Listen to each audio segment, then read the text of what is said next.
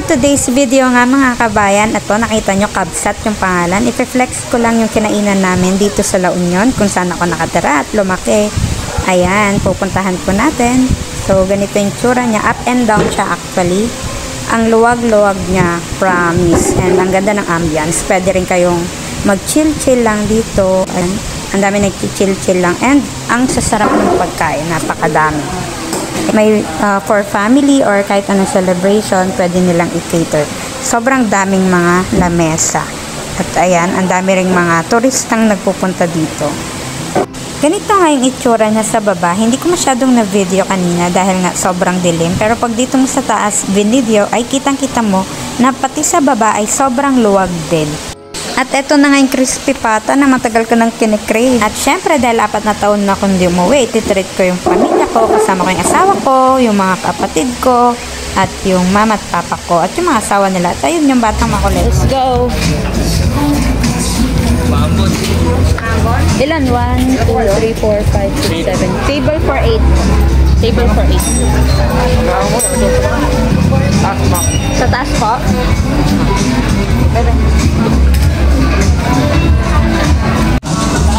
Sa taas daw, sa taas.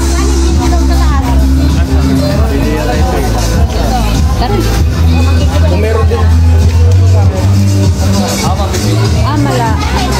Madilim. Basta makit ka dyan.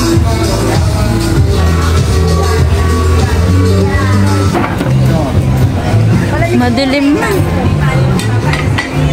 Doon na lang oh. Siyempre hindi mawawala yung pag-aura-aura dito.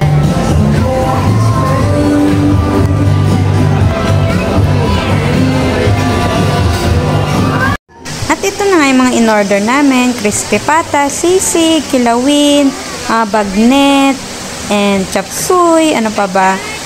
Ayan, para sa batang yan, puro sabaw lang kinakain. Ayan yung crispy pata, ito yung sisig, ito yung pinakbet. Ayan. So, bagnet ulit yan.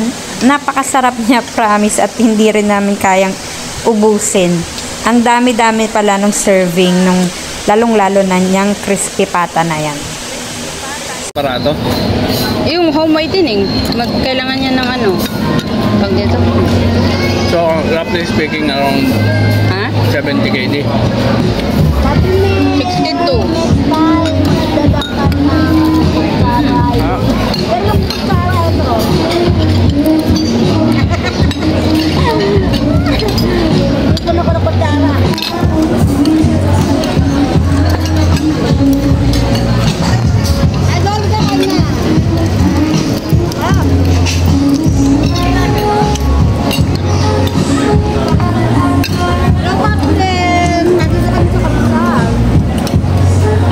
Nilagari ko.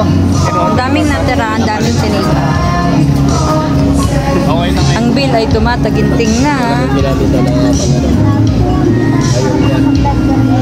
At uwian na nga, ang dami naming sinika. So, ayan. Hanggang dito na lang. Bye-bye!